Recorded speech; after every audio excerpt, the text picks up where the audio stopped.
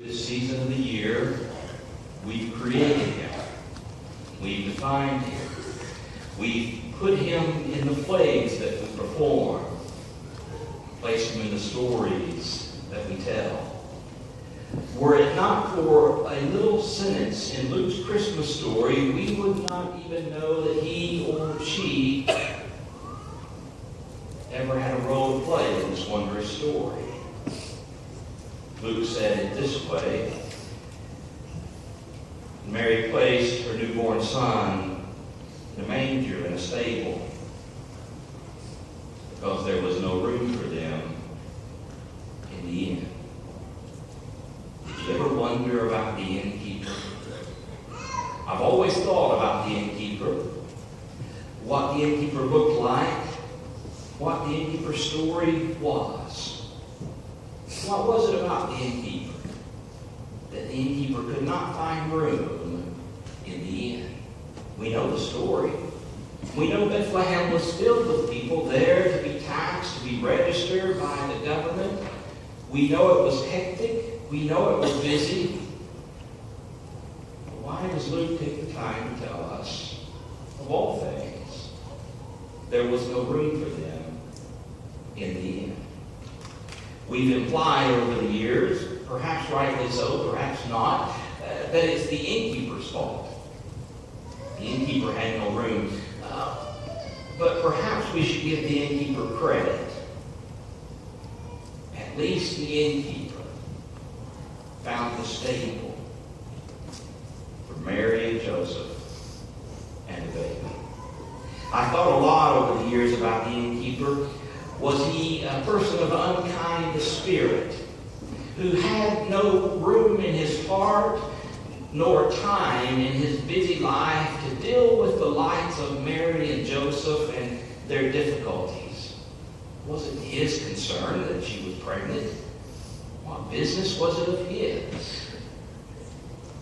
Too bad they had to travel a long way. A lot of people did. He was here to make money, after all, not meet everyone's needs. Was that his spirit? Or was it something else? Was his heart breaking because he watched this couple, Mary and Joseph, knew that they had traveled a long, difficult journey, heard their story, knew that it had become even more difficult because she was expecting, and wanted so much to give them a room, but had no room. And even if he could give them his own room, her own room, perhaps he couldn't because they had already given it away. I wonder, did he go out of his way to find the stable? Did it cost the innkeeper something to arrange for the stable? Did he or she bring extra blankets, more straw to make it more comfortable? Did they put some potpourri out in the corner in various places to rid the stable of the stench of animals? You know, it might not have smelled very nice. Not exactly the place where you want to place your first baby. I wonder about the innkeeper. Was there something about him that attracts us to him or to her? As much as we're attracted to the character of Pigpen, who plays the innkeeper in the animated Christmas special Charlie Brown Christmas.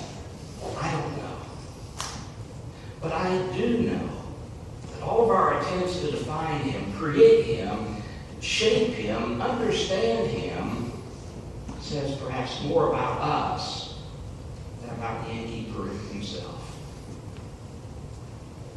Because maybe we have to ask ourselves the question, do we have room?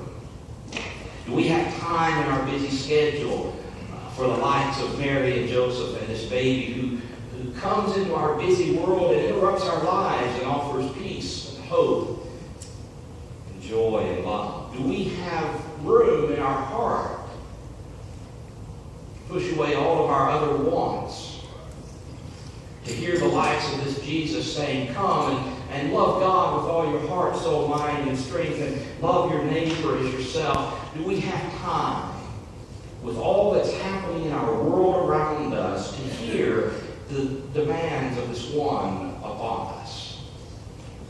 Do we have room? Truth be told, you and I both can answer yes